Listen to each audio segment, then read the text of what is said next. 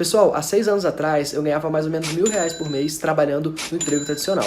Hoje eu consigo faturar mais R$ 100.000 por mês trabalhando em casa e pela internet. Mas como que eu faço isso? Eu criei um robô no Facebook que faz vendas para mim todos os dias praticamente no piloto automático. Você precisa configurar ele apenas uma vez e depois ele faz tudo sozinho para você. Você quer aprender como que você também pode ter o seu robô? Então clica no link na descrição desse vídeo que eu vou te ensinar exatamente como que você vai fazer isso.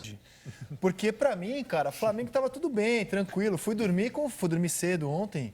Flamengo campeão brasileiro, tem alguns problemas pra resolver. Gabigol fica ou sai. Toda noite renova com Jesus. Você vai dormir, você pensa no Flamengo. Claro, tá tudo bem com o Flamengo. Amanhã não precisa me preocupar com problemas no Flamengo. Problemas não. Sim. De repente a gente amanhece e o noticiário tem um tom de crise na Gávea.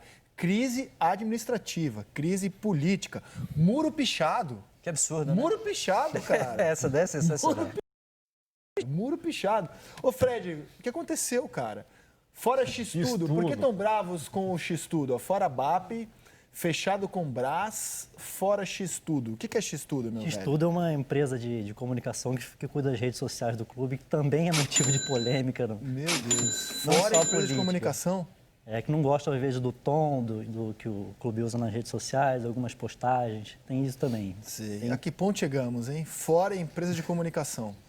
Mas, meu caro, qual é o motivo dessa confusão administrativa, política Pois do é, Flamengo? a gente imaginava que a notícia seria a reapresentação do time que vai jogar a Taça Guanabara, né, a garotada. Que é hoje. É hoje à tarde. Ia ter entrevista, né? De Ia todo ter mundo. a cúpula do futebol da entrevista, está cancelada, né?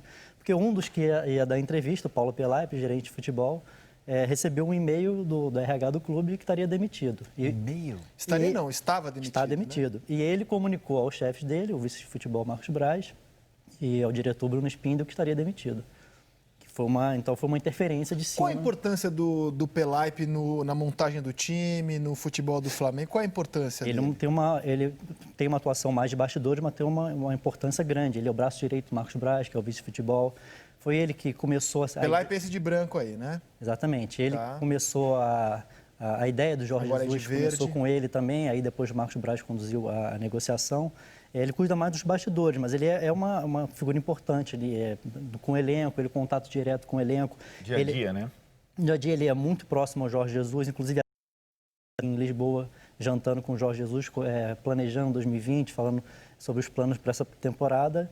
E 3 dias depois recebe esse e-mail de... Qual a razão? Não é uma demissão, é uma não renovação de contrato, apesar de já ter sido acertado o valor do próximo contrato, Isso, né? o contrato dele acabou no fim do ano, só que ele foi avisado que continuaria nesse ano. E para surpresa... Mas não tinha nada assinado, Demissão, nada. né? Sim, muito sim, obrigado, foi bom contar com seus serviços. Mas não vai ser renovado o contrato. Uma decisão que partiu não do futebol do clube, pela cúpula de futebol do clube, ele seguiria no clube. Marcos Braz gosta muito do trabalho dele, mas foi uma interferência direta da presidência do clube, o presidente Rodolfo Landim e do vice de Relações Externas, o Luiz Eduardo Batista, conhecido como o BAP. O BAP. Para vocês terem uma ideia da dimensão que a torcida do Flamengo é uma das mais mobilizadas nas redes sociais. E jornalistas que, por exemplo, às vezes ousam fazer uma crítica ao clube, sofrem muito, porque a multidão vai para as redes sociais com as várias tralhas, né? E virou uma tendência mundial pelo tamanho dessa torcida impressionante, a hashtag ForaBAP. Para quem não é torcedor do Flamengo, para quem não é ligado no noticiário, imagina, nesse momento, a gente está numa grande crise mundial, né? Envolvendo Estados Unidos, Irã. Imagina, sei lá, alguém na França procurando no Twitter os assuntos mais comentados, vai lá procurar sobre o que está acontecendo nas relações diplomáticas, na crise do mundo, fora BAP. O cara fala, quem é BAP? Que é BAP. Que é BAP? É assunto mundial fora BAP, né? Que já tem uma relação, assim, nos bastidores conflituosa com o pessoal do futebol. Na época da demissão do Abel, ele era o que segurava, queria segurar mais o Abel. Aí começa esse desgaste com a torcida, começou já desde esse período. Agora, assim, pelo que eu entendi de tudo que eu li, o Marcos Braz não gostou de ser comunicado pelo próprio Pelaipe, ele não sabia que o Pelaipe ia ser demitido. E aí reside o maior conflito, porque o Marcos Braz ganhou visibilidade no futebol do Flamengo. O Marcos Braz hoje é um cara que dá autógrafo na rua.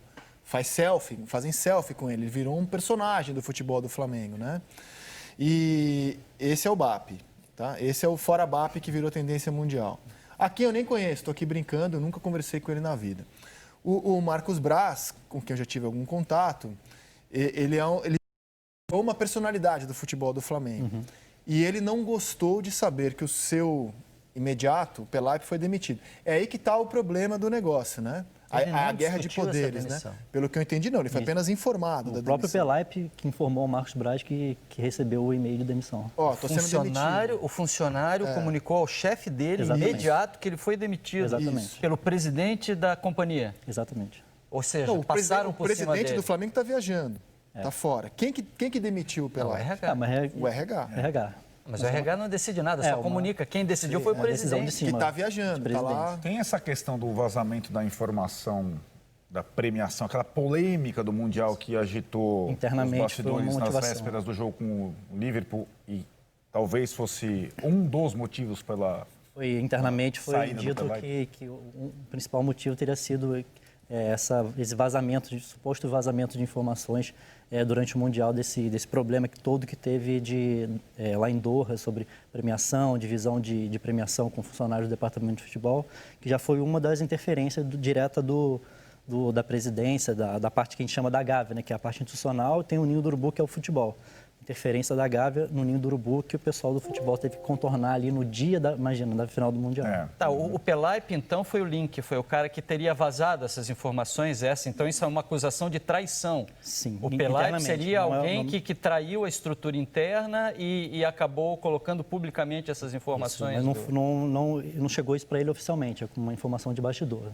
Mesmo porque isso é uma acusação séria que exigiria provas, né? Eu vou mostrar o organograma da direção do Flamengo, para vocês entenderem melhor os cargos envolvidos e os personagens envolvidos nessa questão. Rodolfo Landim é o presidente. Aí, abaixo dele, você tem o Gustavo Oliveira, como vice-presidente de comunicação e marketing. O Reinaldo Belotti, que é o CEO do Flamengo. O Luiz Eduardo Bap, que é o vice-presidente de Relações Externas. Então, o BAP está nessa linha logo abaixo do presidente. E abaixo deles estão o Marcos Braz, vice de futebol, o Bruno Spindel, o diretor de futebol, estava o Paulo Pelaipe, por isso a foto está em preto e branco, ele era gerente de futebol, e o Gabriel Skinner, supervisor de futebol. O que o torcedor que está vendo esses nomes e que talvez nem saiba quem eram alguns deles, quer saber o seguinte: isso tem algum impacto no time? Uhum. O time do Flamengo vai ter algum impacto dessas desavenças políticas internas? Eu acho que o impacto inicial, principal, é em relação ao Jorge Jesus, que pelo fato de o Pelaipe ser muito próximo a ele, de confiar muito nele. Então o Pelaipe é um cara que tem muita experiência de futebol brasileiro que o Jorge Jesus não tinha, assim, de logística, de saber de adversários, de estádios. Eu acho que principalmente nesse primeiro momento vai ser esse principal impacto. É difícil ainda saber como que vai ser a reação do elenco, porque ainda vai demorar ainda até para eles. A representação vai ser mais para o fim do mês, por causa do Mundial. Enfim, vai ser depois do dia 23. É difícil dizer o que vai ter no elenco de impacto inicial agora. Eu acho que mais que a gente vai conseguir perceber primeiro é em relação à comissão técnica, ao Jorge Jesus. A reação do Jesus a essa situação. Que já tem, né? O Jesus tem dado entrevistas fora, com algumas declarações fortes. A incerteza da permanência dele depois de maio. Tem várias coisas. E é o que o torcedor quer, de fato, saber. Que, se essa guerra está sendo chamada de guerra fria, por falar um assunto mundial, né? Se essa guerra fria vai ter um impacto no campo. O torcedor quer saber se o jogador vai deixar de vir por conta disso ou se o treinador vai deixar de ficar por conta disso. E muitas vezes o interlocutor principal do treinador, sobretudo estrangeiro, sendo, digamos, atacado, isso pode sim ter uma interferência nesse futuro próximo. O Jorge Jesus gosta de ter esse controle, tanto que ele trouxe 8 membros para a comissão técnica dele. Ele gosta de ter pessoas de confiança do lado dele. Pode ser um ponto até de enfraquecimento da direção do futebol, da cúpula de futebol. Eu, assim, olhando de fora, assim, não acho que isso vai ameaçar o sucesso esportivo do Flamengo no ano, longe disso. Mas quando a gente diz aqui no Seleção, no Redação, no Troca, nos programas de debate, que uma das coisas que nos impedem de apontar uma hegemonia para um clube, por exemplo, São Paulo tricampeão brasileiro, muita gente dizia, acabou a brincadeira, agora o São Paulo vai dominar, ninguém mais ganha pontos corridos, mas tem uma figura-chave que é o dirigente brasileiro. E essa figura, ela tem uma tentação de fazer bobagem, né? Então é um presidente de clube que altera o estatuto para ficar mais tempo e aí se perde. É um outro que está tudo bem, mas ele vai lá e permite uma roubalheira aqui, outra ali. E o clube que estava tão bem, de repente, se afunda. Ou faz uma escolha equivocada, como se mostrou ser, em termos econômicos, o estádio do Corinthians. E o time que estava tão bem financeiramente em 2012, hoje já sofre. Então, coisas assim é que nos fazem dizer que é muito difícil um time brasileiro ter uma hegemonia muito longa, porque tem sempre essa figura do dirigente. Ele adora uma crise. Ele adora uma crise. Pedrinho, eu confesso que eu não tenho vivência interna para saber se problemas assim de gestão, de o diretor que sai, chegam no grupo. Você já viveu algum caso assim de que... Muitas vezes. E chegou, afetou o futebol? Não, dentro do campo diretamente não, mas na questão de compor elenco, né, de construção de elenco, pode ter uma interferência direta. Até porque, pelo que a gente sabe, o Braz é muito ligado ao Pelaipe. Isso. E o BAP é muito ligado ao Landim.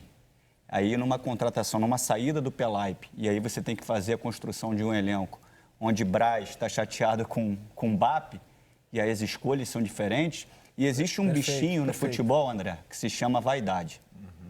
Tem muitas pessoas que têm uma condição financeira maravilhosa, mas não são famosas. E quando elas entram no futebol, esse bichinho da vaidade morde, é um problema. Então, às vezes, quando existe um comitê, e dentro do comitê a maioria, de repente, por uma escolha vence, não quer dizer que a minoria seja incompetente. Se é um comitê, é um debate.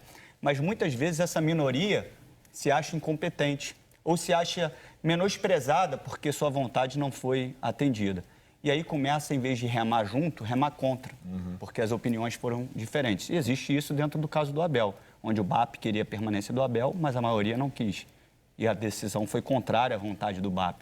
E aí a gente não sabe se certas atitudes são devido a uma atitude lá atrás, né, uma decisão lá atrás, e começa essa vaidade de querer quem manda sou eu estou acima. Então, isso atrapalha na construção do elenco. A gente falava até aqui em off, eu bati um papo aqui com o Arnaldo, enfim. Até com relação ao Jesus. O Jesus, ele precisa tomar uma decisão. E hoje, na construção de uma diretoria, você tem que chegar lá e fazer uma proposta oficial para o Jesus, de 1 ano que seja, de 2 anos, e uma decisão agora. E se ele não aceitar, que pague a multa rescisória dele e contrate outro treinador. Com todo respeito ao Jesus, o que ele construiu, o Flamengo não pode ficar à espera de uma decisão dele em maio, onde já iniciou a Libertadores, e aí ele decide não ficar. E aí você tem que ir atrás de um outro treinador que chega com uma outra proposta, um outro modelo para construir uma temporada. Nem sempre dá certo como deu com Jesus em tão pouco tempo. Então, isso tudo passa pela gestão. Se você já tem uma gestão unida, coesa, dentro de uma proposta, de repente esses assuntos já seriam debatidos. A gente precisa levar uma proposta oficial para o Jesus, vamos ver quanto é a multa, se ele não aceitar, a gente precisa procurar alguém. Porque ele não pode sair em maio. Porque saída em maio, que eu acho que é um contrato que poderia ter sido feito de forma diferente, porque um contrato que termina em maio, para a nossa temporada, não tem muito a ver. O contrato dele pode terminar a qualquer momento. Ele não tem... O contrato dele tem maio como data de encerramento, que ele por falou uma formalidade. Que vai cumprir desde que não chegue uma proposta do Real Madrid, exemplo. Não tem multa nada. Se ele quiser, então, muito mais fácil para uma decisão. O que ele disse em Portugal é o seguinte: se o Flamengo quiser mandá-lo embora, é uma multa muito pequena. E se ele sair para assumir uma seleção ou algum clube, ele falou isso em Portugal, que é um valor ínfimo que o Flamengo teria que pagar para ele. E se ele quiser sair, ele sai. Então, maio é uma formalidade, mas que ele tem dito em Portugal, nas entrevistas que dá, que ele quer cumprir o contrato até maio. Por que maio? Porque vai terminar no meio do ano a temporada europeia e ele sonha que algum clube grande da Europa, grande mesmo, um Real Madrid, um Barcelona, um Juventus, um PSG, possa levá-lo. Isso hoje é distante da realidade do Jesus no mercado de técnicos mundial. Ele não está nesse patamar ainda, tanto que a proposta que chegou para ele foi do Everton, da Inglaterra, e ele não teve interesse. Como é que está a questão levantada pelo Pedrinho, que já há algum tempo bate nisso, que é o risco de um clube ver no meio da temporada, a fase de grupos acaba em maio, por exemplo, da Libertadores. Ele pode... Pessoal, olha que legal. Primeira semana do mês de novembro e eu já faturei mais de 35 mil reais. Mês passado, em outubro, eu fiz mais de 100 mil reais. E tudo isso com vendas automáticas e online.